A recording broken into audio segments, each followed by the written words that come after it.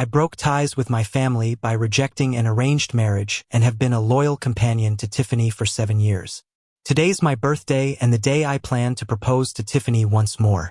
I've come to her house with a customized diamond ring that cost me a fortune. As soon as I reach her door, I hear voices inside. Harry, control yourself. There's a baby inside me. All right, I'll spare you for now. I'm floored, standing at the door like I've been struck by lightning. As I'm about to turn and leave, the door swings open.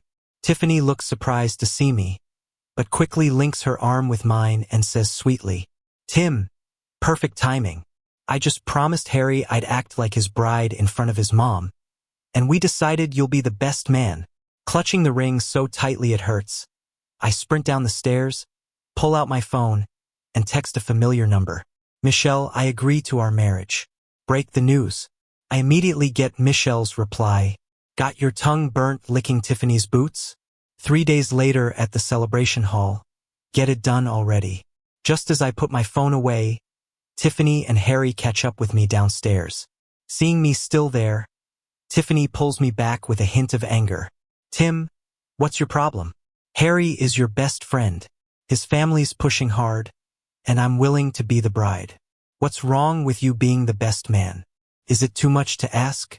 The ring in my hand pokes painfully as Tiffany glares at me. I reply, my family's been pushing hard too. Tiffany flashes a disdainful smile, rolling her eyes. Tim, what kind of family do you have? And what about Harry's? What on earth is there to rush about with your ordinary life? Harry has business and family status to maintain, understood?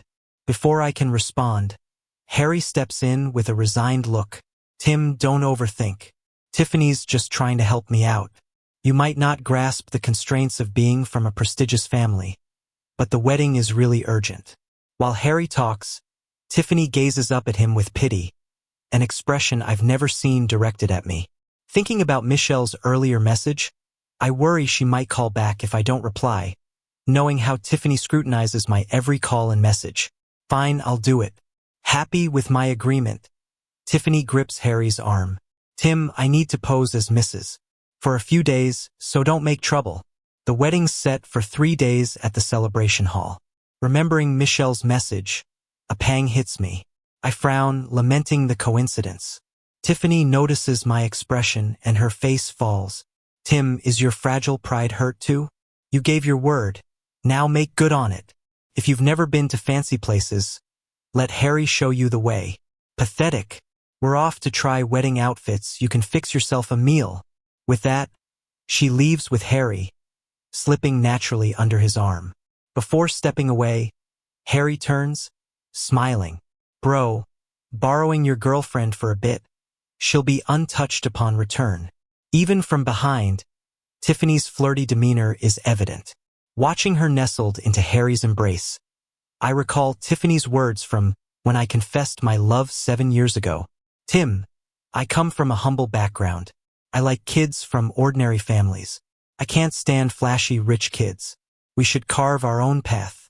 Because of that, I cut off family financial support, living like an ordinary person for Tiffany. Now she calls me pathetic. Harry's family is well off, though less so than mine. Tiffany pulled Harry into our circle. To please Tiffany, I befriended Harry, even helping his family with business. Yet he deceived me. Frustrated, I text Michelle back. All right, as you say, if being humble doesn't earn a genuine heart, it's time to change course. Michelle's efficient. By the time I reach upstairs, her message is waiting, sending a location. Meet me at 9 a.m. tomorrow to pick wedding dresses. It's for the city's most luxurious boutique. I shake my head. Michelle's the same as ever, seeking the best and priciest.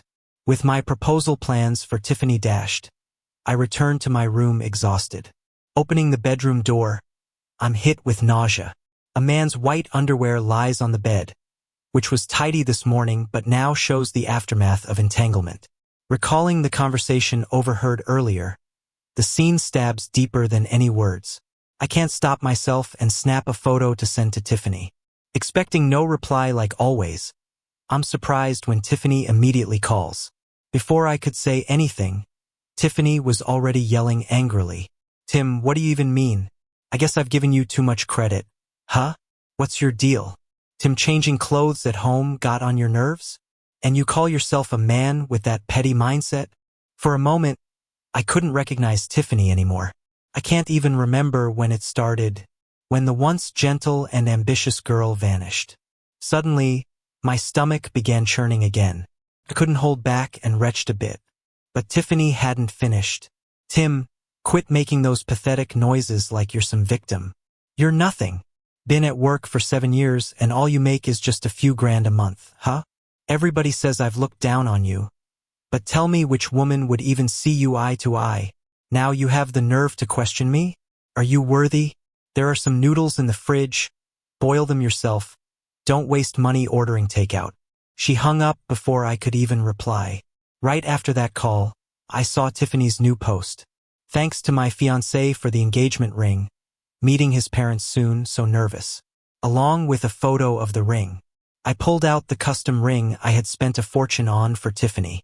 Looked in the mirror and slapped myself twice. Then trashed the ring with its box. Should have given up earlier. The next morning, I arrived at the place Michelle had mentioned right on time. As soon as I parked, Michelle called saying some important guests showed up at her company, so she'd be late and asked me to wait. Instead of Michelle, I saw Tiffany and Harry walking in. I was casually flipping through some similar-looking wedding dresses. Tiffany, with Harry on her arm, came in. Tim, what are you doing here? Harry spotted me immediately. Tiffany paused at hearing my name, then followed Harry's gaze towards me. She walked over, dragging Harry. Tim, why are you hanging around like a stray dog? Harry and I are here to try on wedding dresses, and what are you doing here? I thought about the white panties left on the bed yesterday, and the couple flaunting their romance in front of me. Anger boiled up in my chest. I responded to Tiffany in a different tone than usual. What? You and Harry can be here, but I can't? Tiffany was taken aback for a moment by my words, but then slapped me across the face. There were only a few customers, given how early it was. The slap echoed loudly in the spacious bridal shop. Suddenly, all eyes of the busy staff were on me. Harry gently patted Tiffany's back, whispering, "Don't be mad, Tiffany. Maybe Tim's just curious to see a bridal shop since it's new to him. We could even pick out a groomsman outfit for him." Tiffany's expression softened a lot hearing that from Harry. She then looked at me with disdain. "You think you deserve these clothes? Just look at what you're wearing." "I do." I interrupted her. But then both Tiffany and Harry burst into a fit of mocking laughter. Pointing at me, Tiffany told Harry, "Isn't he out of his mind? Don't bother with him. Our wardrobe's full of suits worth a few bucks. Just let him wear those. Let's focus on our shopping." Then she gestured towards the centerpiece dress. "Hi, I'd like to try this one," she said to one of the staff. The staff glanced at what she was pointing at and replied apologetically, "Sorry, ma'am, that's a custom piece reserved for a VIP client. We have many other beautiful options that would look great on you." Tiffany's smile vanished in an instant. She harshly told the staff, "We have lots of money. Just name your price. I want that one." "I'm sorry, ma'am, that's not possible. But you look amazing. I'm sure you'll find something else you like," the staff continued. Ignoring her, Tiffany turned to me with pure disdain. "See, Tim? Anywhere you show up, things turn to crap." I was looking at myself in the mirror, the outline of the slap clear on my face. Tiffany's unexpected accusation startled me. Seeing I wasn't responding, Tiffany stormed over, grabbed my face again. "What's so fascinating about this dumb look? Here, a slap on the other side to make it symmetric." Then she sweetly called Harry over. "Let's go, Harry, this place reeks bad energy.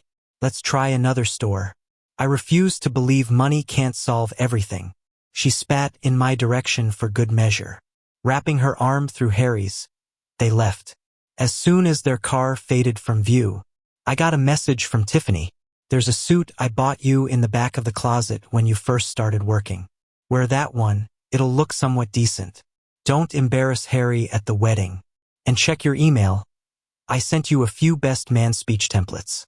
Write 10 drafts like them and send them to me tonight." I'll need one for the wedding tomorrow. Write them well, or your face won't stop swelling for a month. Email notifications kept pouring in. I was staring at all those emails with heartfelt wedding toast messages when a recognizable purple Bentley pulled up outside. "Hey, what happened to your face, Tim? Such a shame for that handsome mug," came a chirpy voice. Michelle walked past me with a smile. She pointed at the wedding dress Tiffany just admired and said to the staff, "Take it down for me to try. Last time, the waist didn't fit quite right. Let's see how it is now." As the staff led her to the fitting room, Michelle turned and smiled at me. "I guess your dad already ordered a suit from that British tailor, right? So no need for me to worry about you."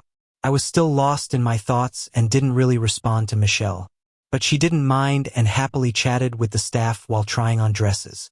She was like a whirlwind, ready to leave the moment she finished.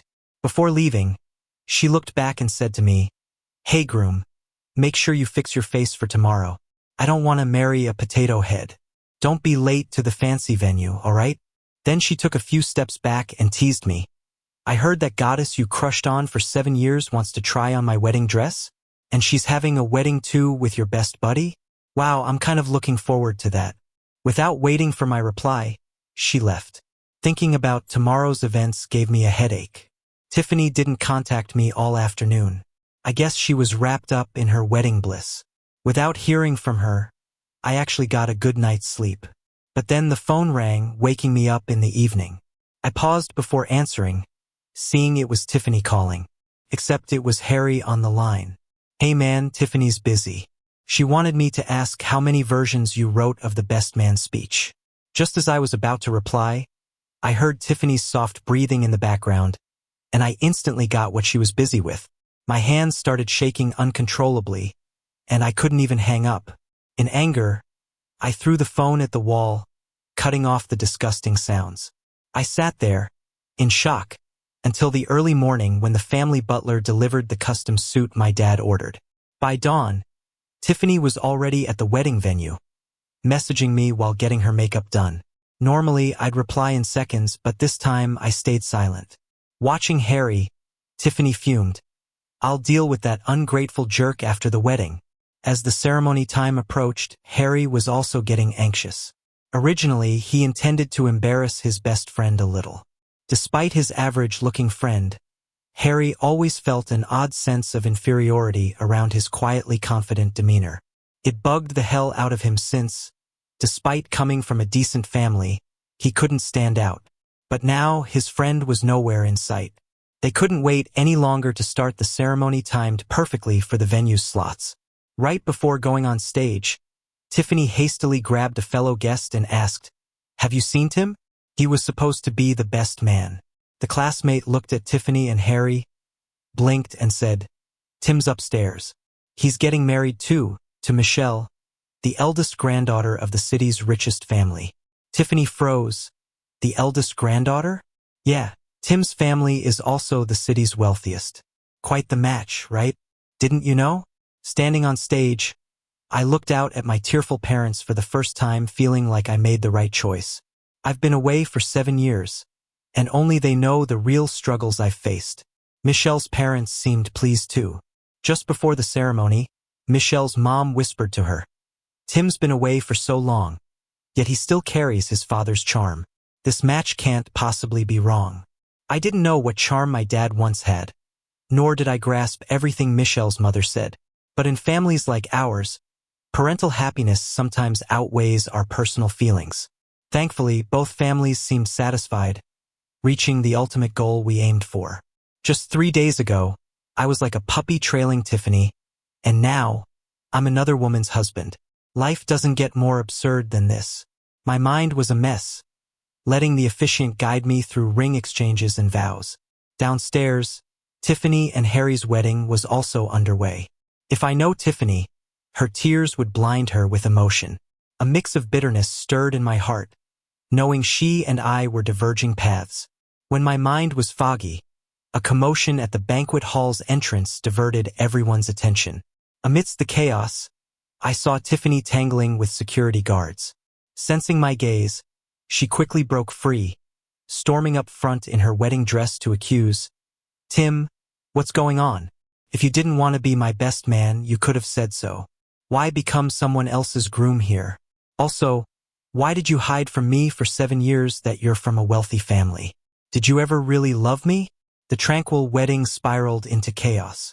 People were shocked, but, given the guest's status and wealth, they maintained their composure, even if they were used to such drama. Eyes shifted from sympathy to disdain seeing Tiffany in her bridal gown and sash. The tables had turned, and I was unsure how to react.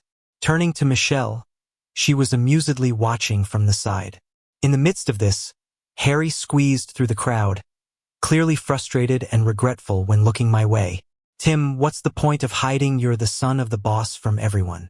Afraid we'd spend your money or something? Seriously? And now you're here talking about getting married like it's no big deal without a thought about Tiffany. Isn't that a bit much? Harry, for years, has been getting chewed out by his dad for not being competent enough. So he's never been involved in the family business. He just does little side jobs to earn some pocket money. He must not realize how important my family is to his, or he'd think twice before treating me like this after finding out who I am. At first, I didn't know how to handle seeing Tiffany like that, but Harry's words snapped me back to reality. I looked down at Tiffany and said coldly, Tiffany, it's been 7 years. I've lost count of how many times I've proposed to you. You didn't want to be my bride. You chose someone else. And if you can't accept me marrying someone else, what's the harm in that? And remember, 7 years ago, you told me yourself you liked kids from ordinary families. I hid my identity to win your heart. What's wrong with that? Tiffany was stunned at first when she heard me, but soon tears filled her eyes. She looked up at me with a hint of grievance and trembling in her voice and said, Tim, didn't we agree I'd be back with you once Harry's situation was resolved? And now, with everything done with Harry's family, can't we go back? Can't I be your bride again? I won't be someone else's bride, and you shouldn't be that woman's groom, please? The room erupted in soft laughter after hearing Tiffany, and I felt a bit helpless. Tiffany is just too naive and simplistic. With big families like ours, you can't just call off an engagement on a whim. It's a bow that's already been drawn back. No turning back. Most importantly, I don't want to go back. Tiffany, you might not be Harry's bride, but I must be Michelle's groom. We just exchanged wedding vows before you showed up, and she's my wife now. Tears started to fall from Tiffany's eyes as I said that, and she looked at me with a daring, almost desperate bravery. She pointed at her stomach and firmly said, Tim, I'm carrying your child. You have to take responsibility. This declaration shocked everyone present. Even my parents, who seemed to be just spectators until now, frowned a bit. I glanced at Michelle's parents and noticed their expressions turning dark. For our family, women might not hold much importance, but bloodlines always have. That's something instilled in me from a young age. The family can't let any of our lineage stray away. Harry was taken aback seeing Tiffany like this. She seemed content with the reaction from everyone, and boldly stepped up to the stage. She pointed at Michelle and demanded, so it was you who took the wedding dress I wanted, and now you've taken my man. Now, since I'm carrying his child, aren't you going to take off that dress? The woman standing beside Tim should be me. I didn't expect Tiffany to cause such a scene. But Michelle, looking at Tiffany, didn't seem angry. She glanced over at me and calmly asked, Tim, should I take this wedding dress off or not? I'll do as you say. Tiffany, hearing Michelle's suggestion, seemed even more confident. She quickly came to my side, grabbed my arm and said, Tim, make her take it off. Remember how much I wanted that dress at the store? And it's not like your family is short of money now. We could just buy it, couldn't we? You used to say you'd even pluck stars from the sky for me. Right now, I'm not asking for the stars, just that dress. For the first time, I felt embarrassed standing next to Tiffany. Michelle, with a graceful smile, looked at me and said, Tim, don't keep her waiting. Should I take it off or not? Tiffany started shaking my arm frantically. No, don't take it off. Michelle smiled as she heard my words and gently said to Tiffany, See, he doesn't want me to take it off. So I guess neither the dress nor the man is yours. Sorry about that. Tiffany clearly didn't expect me to refuse her. 7 years, over 3,000 days and nights, and I never turned down any of Tiffany's requests. I even wore underwear based on her color preferences. Her grievance quickly morphed into anger. Pointing at me, Tiffany yelled, "Tim, what is this? Now that you've got money and power, you think you can just refuse me? You're saying your family doesn't want the child I'm carrying? I'll go to the hospital tomorrow. Go ahead." I really didn't want to reveal that the child inside her wasn't mine, not in front of all these friends and family. I'm a man in need of some dignity. But Tiffany didn't seem to want to let it go. She grabbed the mic from the host and shouted, "Your parents must be here, right, Tim? You might be clueless, but are they? You're saying you'd abandon a child? Imagine what that'll do to your family name in business."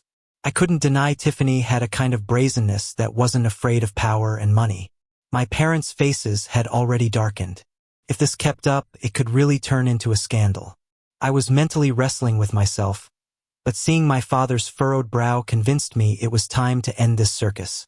So, addressing the crowd, I loudly declared, "Yes, Tiffany and I have a past, but it's in the past now. Tiffany is indeed pregnant, but the child isn't mine." As soon as I said that, my father's furrowed brow immediately relaxed. Even Michelle's parents looked more at ease sitting off to the side.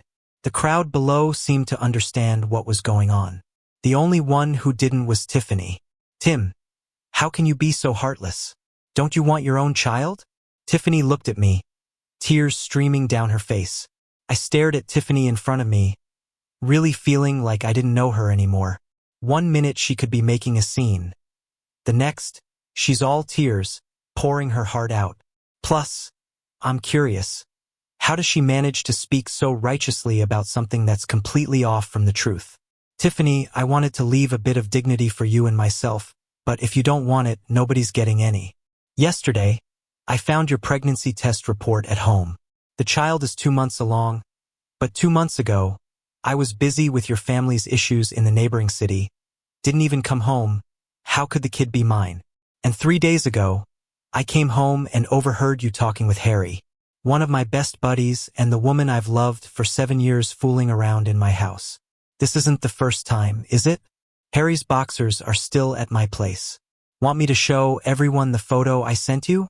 Tiffany didn't see coming that I already knew about the child.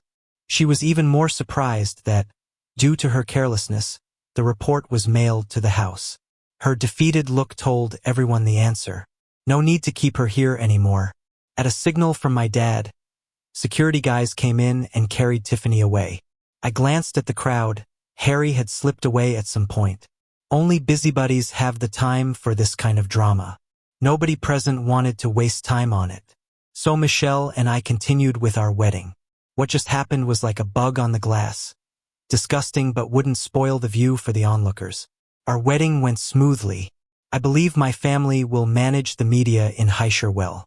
Tomorrow's headlines will feature the picture-perfect pairing of Michelle and me. And, of course, the trashy Tiffany and Harry. After the wedding, both families had a gathering. It was late by the time I drove Michelle's car back to our new house on the outskirts. Michelle was busy on her phone, collecting wedding gifts. Every so often, her phone would ping with notifications. Deposit $100,000. Deposit $500,000. I glanced at Michelle, speechless. She seemed to notice and, while replying to thank you messages, glanced at me. "Tim, are you so used to being penniless you feel nothing seeing all this money? Imagine if we'd married 7 years ago. My parents could have had 10 more years of happiness. You spent years running after that hussy instead. TSK. Despite years apart, Michelle was still as sharp-tongued as ever. At a red light, I turned to Michelle. "With all that talk, why didn't you say something when I gave you that pleading look?" She clicked her tongue. I had to keep my image as a rich girl intact. I wouldn't ruin my reputation for trash. "I'm not stupid like you." She continued. "I heard Harry's dad waited outside the banquet for your dad. But you know how ruthless he is. He had his guys throw the father out and toss 50 grand on him for medical bills.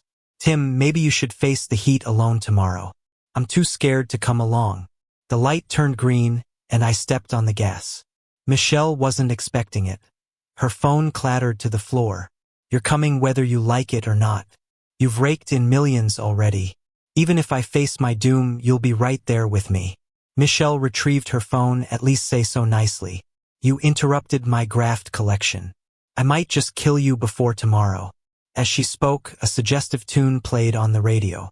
The pinkish-purple hue in the car made the atmosphere shift, leaving us both silent for the ride home. It's a local custom, visiting family the day after the wedding. First, we head to the groom's home, then the bride's. Michelle's words in the car had been on my mind. Away for 7 years, it was my first formal visit home since. Michelle and I had slept in separate rooms, and I tossed and turned all night, getting up early. Michelle was up before me, loading stuff into the car. Hurry and help. We've got your place, then mine. Plus, I have a meeting in the afternoon. No time to waste here. I suddenly remembered Michelle had taken over her family's business, so I quickly helped load the car. Michelle volunteered to drive. You figure out how to deal with your dad. I don't trust you driving. Great days await me, and I'm clinging to life. I should have driven. My mind was all over the place, chaotic and jumbled. Never thought I'd be so clueless about what to do next. As soon as I entered the yard, I caught a whiff of food. Mom noticed Michelle coming in and quickly went up to her with a warm smile. Come on, Michelle. I made your favorite drunken duck today. Do you remember how you used to eat a whole one by yourself when you visited as a kid? Then Mom glanced at me and said seriously, Tim, head upstairs. Dad's waiting for you in the study. I was so nervous my legs started twitching. Couldn't help but stomp my foot before heading up. Right at the door, I was having this internal battle when Dad's familiar booming voice came from inside. Come in. I pushed open the door and Dad was busy with work. He didn't say anything right away. Not until he finished up did he look at me. 7 years, kid. Been through a lot out there. Huh? Finally decided to come home? I imagined countless ways Dad might scold me. Never thought it would be like this. He slid some papers my way, pointing at where I should have signed. See, this should have had your signature for a while now. Look at my handwriting, just not as strong as it used to be. Tim, I'm getting old. You need to start taking charge around here. Dad's signature did seem less forceful than before. Tears welled up in my eyes. Tim, I've watched how you've handled things over the years. You've got it in you. Our family doesn't raise slackers.